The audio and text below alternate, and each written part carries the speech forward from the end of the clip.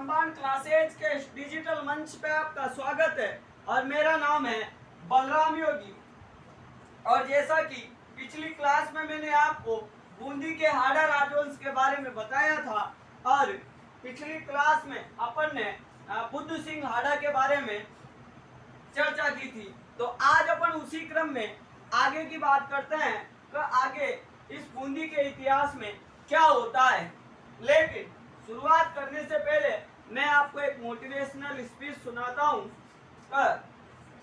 जिस दिन मैं सिरफिरा हो जाऊंगा उसी दिन मैं फरिश्ता हो जाऊंगा। मेरी टहनियों को काटने वालों सुनो, अगर मेरी जड़ जिंदा रही तो मैं फिर हरा हो जाऊंगा।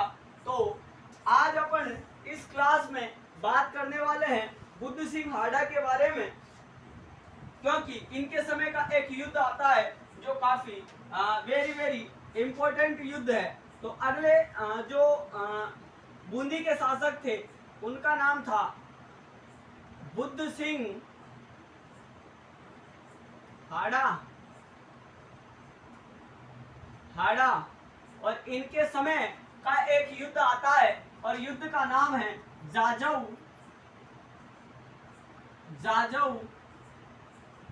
का युद्ध। जाजऊ का युद्ध। और ये युद्ध हुआ कब था? तो ये युद्ध हुआ था 1701 ईस्वी को। तो मैं आपको क्या बता रहा हूँ कि बुद्ध सिंह के समय एक युद्ध होता है और युद्ध का नाम था जाजऊ का युद्ध। और एक तरफ था इसमें मुगल वंश का, एक तरफ था इसमें मुगल शासक, मुगल वंश के एक तरफ थे इसमें शासक, एक तरफ शासक थे आजम और दूसरी तरफ कौन थे इसमें? मुगल वंश के शासक। क्योंकि दोनों भाइयों के मध्य ये युद्ध होता है तो एक तरफ जो इसमें मुगल वंश के शासक थे उनका नाम था मुअज्जम।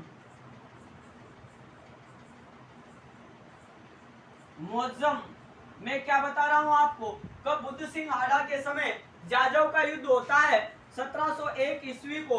एक तरफ इसमें मुगल वंश के शासक आजम और दूसरी तरफ इसमें मुगल वंश के शासक मुअज्जम थे। तो इस बुद्ध सिंह हाड़ा के द्वारा किसका साथ दिया गया? इस मुअज्जम का साथ दिया गया। इस मुअज्जम का साथ दिया किसने? बुद्ध सिंह हाड़ा ने। बुद्ध सिंह हाड़ा के द्वारा इस मुअज्जम का साथ दिया गया था। किसका साथ दिया? इस मुअज्जम का साथ दिया गया। जबकि अगर बात करें अपन आजम का साथ किसने दिया, तो आजम का साथ दिया था कोटा के राम सिंह फर्स्ट के द्वारा। उसके अलावा जयपुर के सवाई जय सिंह सेकंड आते हैं। तो बात करें अपन कोटा के राम सिंह फर्स्ट,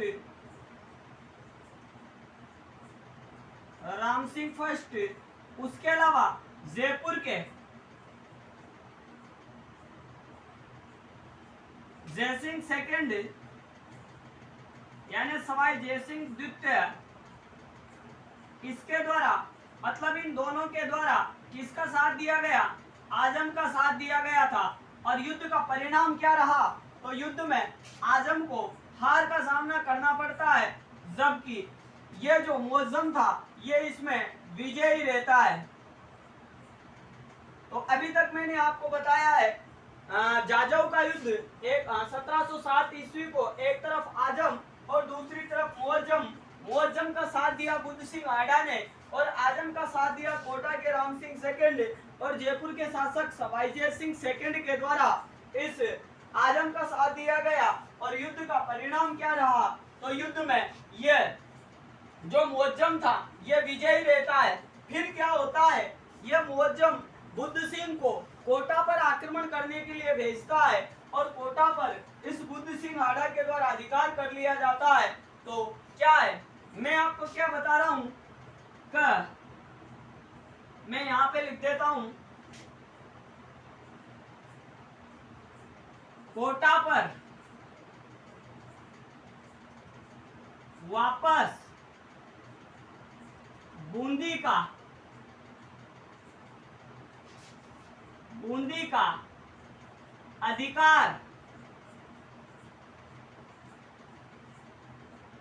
हो जाता है। कहने का मतलब जब इस मुअज्जम के द्वारा बुद्ध सिंह हाड़ा को कोटा पर अटैक करने के लिए भेजा जाता है तो कोटा का शासक ही ये जो राम सिंह था फर्स्ट, ये डिफीट हो जाता है और वापस कोटा पर किसका अधिकार हो जाता है? बूंदी का अधिकार हो जाता है। उसके अलावा इस बूंदी का नाम भी बदला जाएगा, तो मैं यहाँ पे स्टार लगा के लिख देता हूं, मुगल वंश के शासक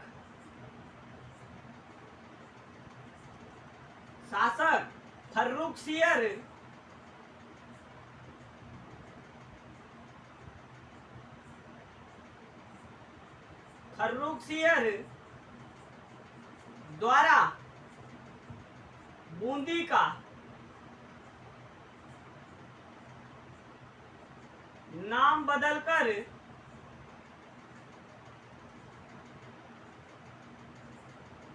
फर्रुखाबाद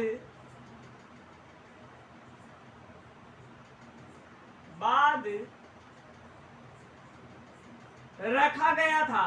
तो अगर आपसे पूछे बूंदी का नाम बदलकर फर्रुखाबाद किसने रखा था, तो उसका नाम था फर्रुखसियर, जिसको इतिहास में अपन घृणित कायर भी कहते हैं। ये मैं आपको जब सवाई जयसिंह मैंने आपको पढ़ाया था, जयपुर का सवाई जयसिंह सेकंड, उस समय आपको ये बता दिया था। सवाई जयसिंह सेकंड 7 मुगल बादशाहों के समकालीन रहे थे, उनमें एक नाम फर्रुखसियर का भी था।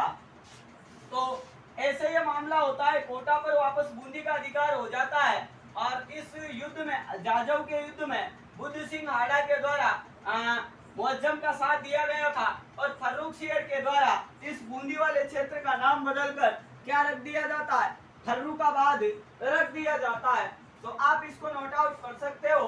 अब अपन उम्मेद सिंह हाड़ा के बारे में चर्चा करने वाले हैं, जो पुत्र किसके हैं? तो पुत्र हैं बुद्ध सिंह हाड़ा के। और मैंने आपको यह भी बताया था कि इस बुद्ध सिंह हाड़ा की जब अमर कुंवरी के साथ में शादी होती है, विवाह होता है, तो इनके संतान नहीं होने पर करवर के जागीरदार सालिम सिंह के पुत्र किसको, दलेल सिंह को गोद ले लिया जाता है। लेकिन गोद लेने के बाद में इनके एक पुत्र पैदा होता है और पुत्र का नाम था उम्मेद सिंह। तो वही उम्मेद सिंह अब अगले शासक बनते हैं। तो अगले जो शासक है उनका नाम है उम्मेद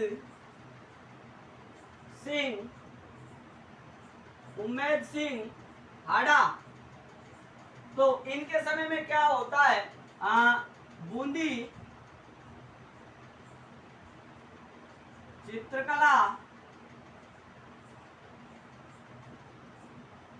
का स्वर्ण काल इनका शासनकाल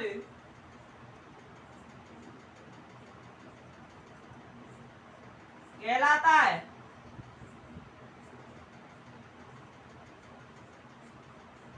और बात करें इनको श्री जी के नाम से भी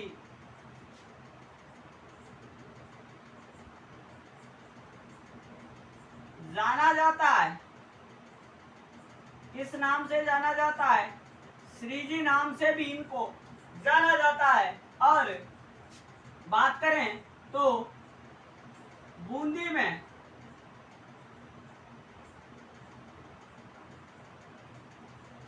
रंगशाला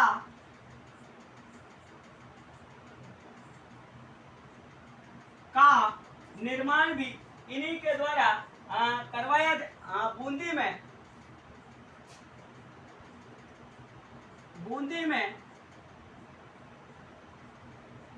में रंगीन चित्रों पर आधारित चित्रशाला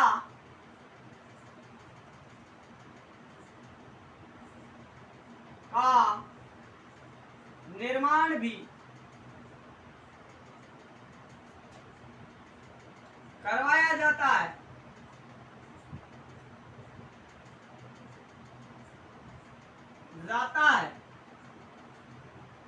तो उमेद सिंह आडा के बारे में आपको 3 बातें याद रखनी है। वैसे इनको सन्यासी भी कहा जाता है क्योंकि इन्होंने सन्यास ग्रहण कर लिया था और सन्यास ग्रहण करने के पश्चात इनका कोई अता पता नहीं था और इनकी मृत्यु भी हो जाती है, ऐसा इतिहासकारों का मानना है।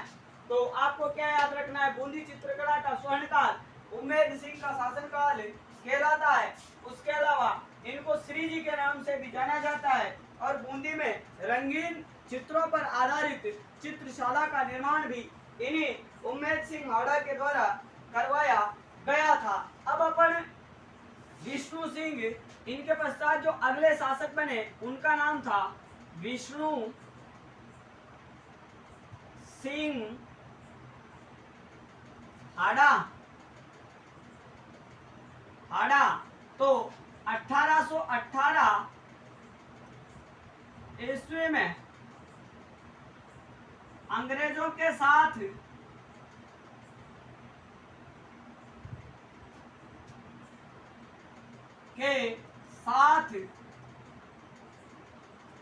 संधि की, और संधि कौन सी नीति के अंतर्गत की गई, तो आप ये भी बता सकते हो। नीति में आप बताओगे आर्थिक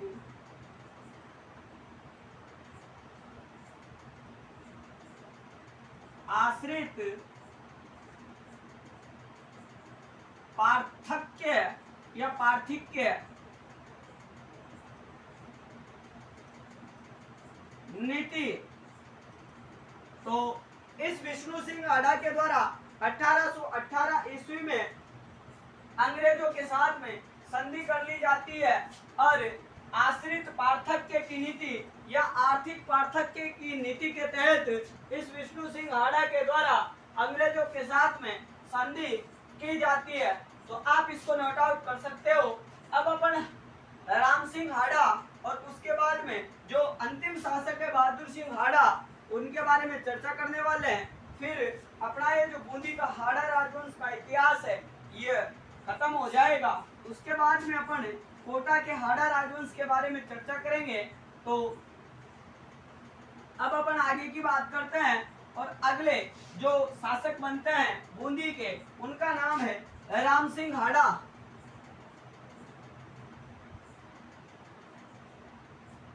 राम सिंह हाडा तो 1857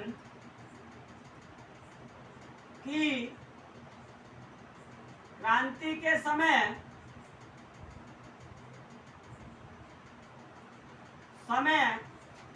कोटा के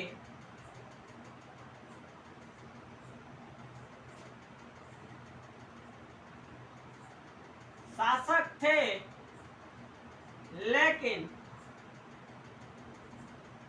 एकमात्र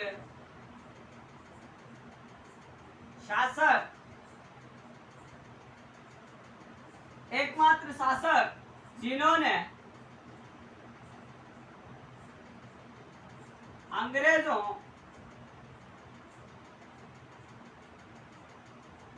का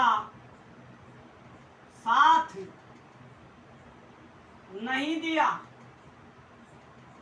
तो मैं क्या कहना चाहता हूं कि 1857 की क्रांति के समय ये कोटा के शासक थे, लेकिन अंग्रेजों का साथ नहीं दिया गया था इनके द्वारा। उसके अलावा इन्होंने क्या किया, कन्या वध को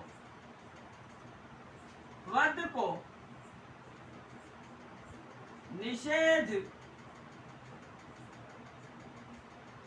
घोषित किया।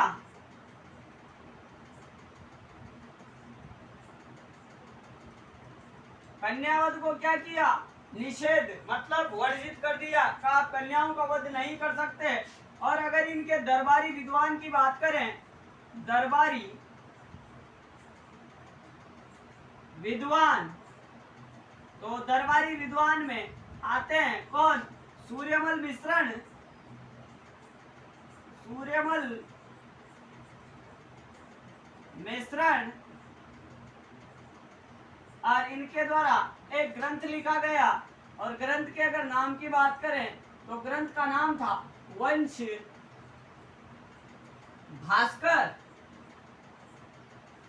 तो ये थे राम सिंह आडा। 1857 के बैटल के समय कोटा के शासक थे, एकमात्र ऐसे शासक जिन्होंने अंग्रेजों का साथ नहीं दिया था, और कन्यावधु को निषेध भी घोषित किया गया इनके द्वारा। और इनके दरबार में एक विद्वान थे जिनका नाम था सूर्यमल मिश्रण, और जिनके द्वारा वंश भास्कर ये ग्रंथ भी लिखा गया था। तो ये थे राम सिंह हाडा। इसके पश्चात अगले जो शासक थे उनका नाम था बहादुर सिंह हाडा। अगले शासक कौन थे? बहादुर सिंह हाडा, जो इस बूंदी के हाडा राजवंश के अंतिम शासक थे। तो इनको ये जो बहादुर सिंह हाडा है, इनको पूर्व राजस्थान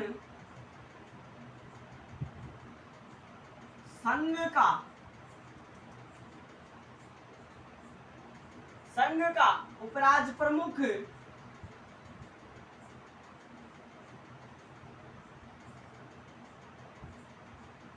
बनाया गया।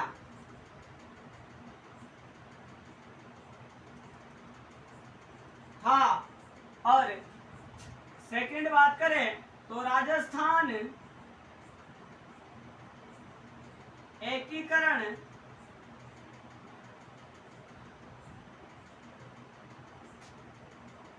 के समय यहाँ के शासक थे। तो ये था बूंदी के इस हाड़ा राजवंश का इतिहास। तो राम सिंह हाड़ा 1857 के बैटल के समय यहाँ के शासक थे, अंग्रेजों का साथ नहीं दिया गया इनके द्वारा। उसके अलावा कन्यावध को निषेध किया। दरबारी विद्वान सूर्यमल मिश्रण, जिसके द्वारा वंश भास्कर ग्रंथ लिखा गया। अगले जो शासक थे बहादुर सिंह हाड़ा, वह इस बूंदी के हाड़ा राजवंश के अंतिम राजा थे, और इनको पूर्व राजस्थान संघ का उपराज प्रमुख बनाया गया था, और राजस्थान एकीकरण के समय ये यहाँ के शासक भी रहे थे। तो अपनी जो अगली क्लास होगी वह कोटा के हाड़ा राजवंश के बारे में होगी। उसके पश्चात अपन गुर्जर पटियार राजवंश को पढ़ेंगे। फिर मैं आपको राजस्थान में 1857 का वान बैटल, किसान आंदोलन, उसके अलावा राजस्थान का एकीकरण, प्रजामंडल आंदोलन, ऐसे करके अपन एक एक टॉपिक को क्लियर करते चलेंगे। और आपको जैसा पता होगा आपका जो सीईटी का एग्जाम है वह निर्धारित हो चुका है, और उसके ऑनलाइन आवेदन की प्रक्रिया भी शायद 12 तारीख से स्टार्ट हो जाएगी, 12 अक्टूबर से। तो आप इनको अच्छे से याद करें और अपने जो एग्जाम की प्रिपरेशन है उसको तरीके से करें, ताकि आप सीईटी को क्लियर करके जो भी कंपटीशन एग्जाम की आप तैयारी कर रहे हो वह आप सफलता के साथ उस पर अपने लक्ष्य की प्राप्ति करें। तो इन्हीं शुभकामनाओं के साथ में आज अपन अपनी इस क्लास को यहीं पे विराम देते हैं। धन्यवाद। आपका दिन शुभ हो।